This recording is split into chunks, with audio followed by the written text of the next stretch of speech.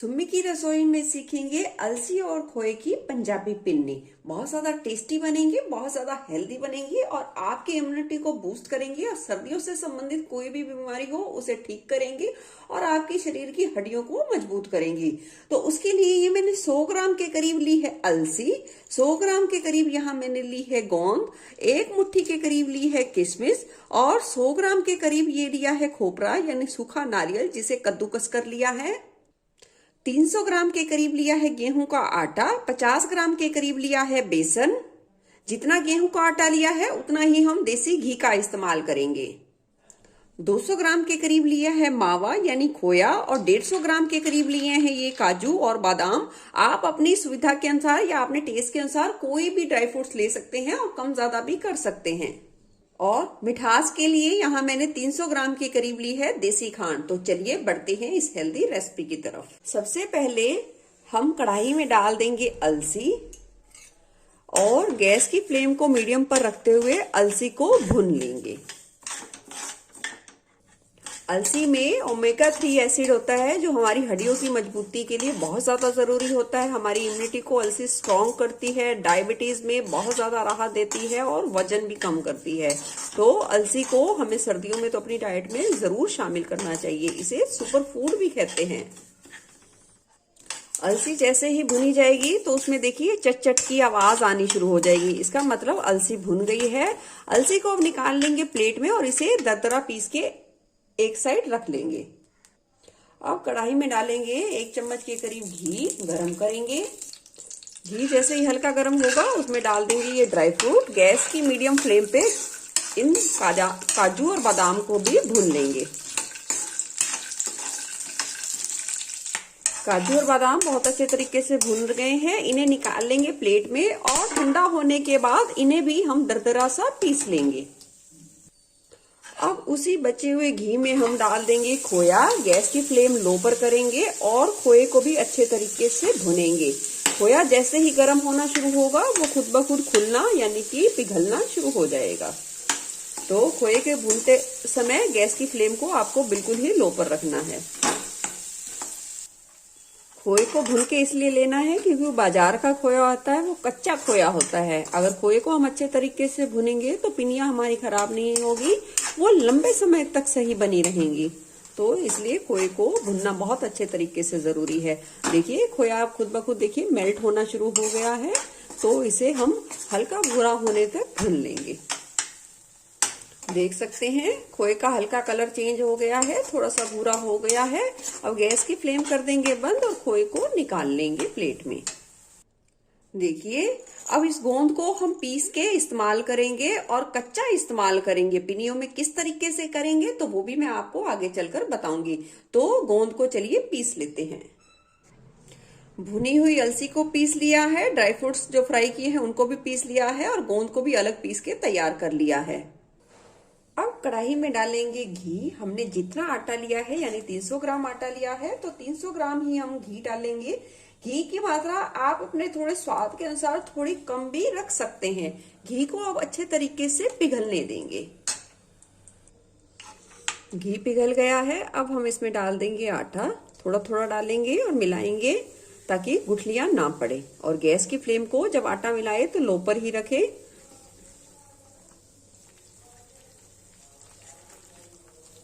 मिला देंगे अच्छे तरीके से और साथ ही मिला देंगे बेसन।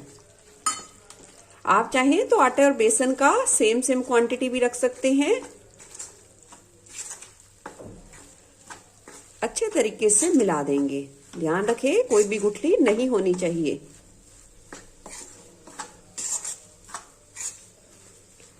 अब गैस की फ्लेम आप हल्की सी बढ़ा दीजिए। अगर लो पर अगर आपके पास समय है तो लो पर ही भुनिए तो बहुत ही अच्छे तरीके से भुन पाएगा।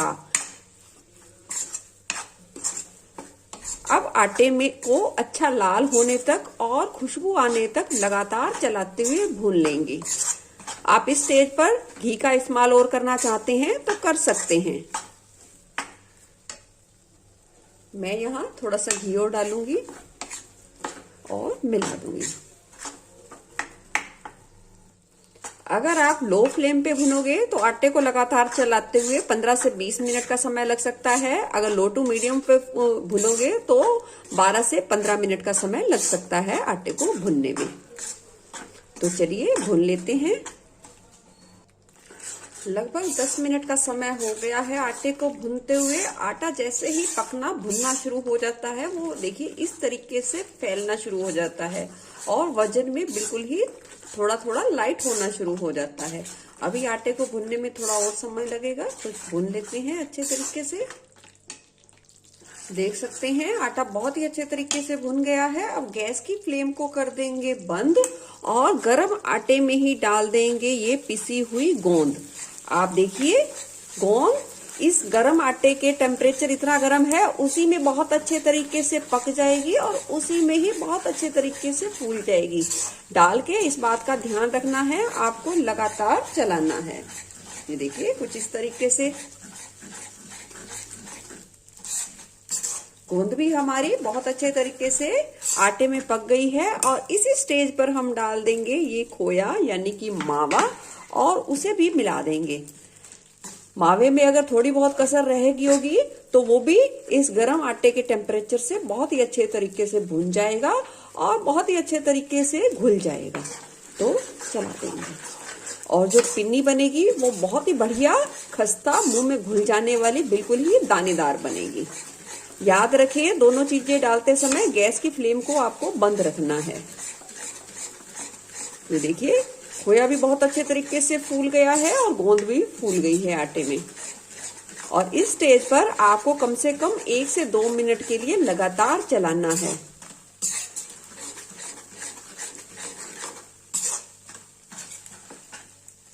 जैसे लगे कि मिश्रण का टेम्परेचर थोड़ा सा कम हो गया है, सारी चीजें बहुत अच्छे तरीके से घुल गई हैं, इसी स्टेज पर हम डाल देंगे ये अलसी, उसे भी मिला देंगे।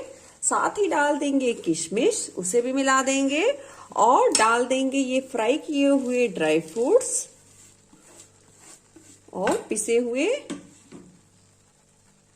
डाल देंगे कद्दूकस किया हुआ नारियल यानी कि खोपरा। सभी चीजों को अच्छे तरीके से मिला देंगे।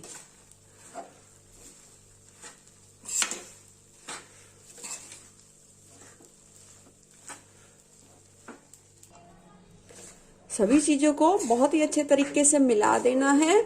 अब इस मिश्रण को थोड़ा ठंडा होने के लिए छोड़ देंगे, क्योंकि अभी अगर हम मीठा डालेंगे तो बिल्कुल पानी छोड़ जाएगा और वो बिल्कुल ही लिक्विडी हो जाएगा।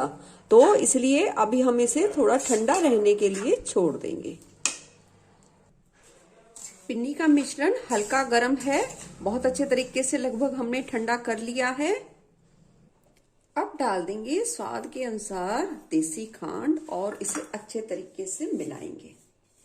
इसे अच्छे तरीके से मिलाना है, हाथों का यूज करके आप उसे अच्छे तरीके से मिला लीजिए। इससे क्या होगा, सारे फ्लेवर बहुत ही अच्छे तरीके से उभर कर आएंगे और मीठा बहुत ही अच्छे तरीके से इस मिश्रण में मिल जाएगा। जितना आटा लिया है उतना ही मैंने देसी खांड ली है। आप मीठे की मात्रा अपने स्वाद के अनुसार थोड़ी कम ज्यादा भी कर सकते हैं। खांड को भी हमने अच्छे तरीके से मिला लिया है। अब थोड़ा थोड़ा सा पोर्शन लेते जाएंगे और इस तरीके से प्रेशर देते हुए लड्डू बनाएंगे। ये देखिए कुछ इस तरीके से, साइज आप अपने हिसाब से छोटा बड़ा रख सकते हैं। ये देखिए इसी तरीके से सारे लड्डू बनाकर तैयार करेंगे। आप ये लड्डू सुबह या शाम जिस समय भी आपने खाना हो दूध के साथ लीजिए। आपको मैं बता ही नहीं सकती कितना बढ़िया रिजल्ट मिलेगा, कितनी बढ़िया आपको एनर्जी फील होगी अपनी बॉडी में और बिल्कुल ही ऐसे लगोगे जैसे बिल्कुल ही ताकतवर, पूरे चुस्ती से भरे हुए, एनर्जी से भरे हुए। तो आप इस रेसिपी को जरूर से जरूर ट्राई करना। बहुत ही ज्यादा टेस्टी बने हैं, बहुत ही ज्यादा हेल्दी बने हैं। अलसी और खोए की पिनिया बनाकर तैयार कर ली हैं। आप भी इस रेसिपी को जरूर ट्राई करना और अपना फीडबैक शेयर करना बिल्कुल ना भूलना। फिर मिलूंगी ऐसे ही बढ़िया रेसिपी के साथ। धन्यवाद।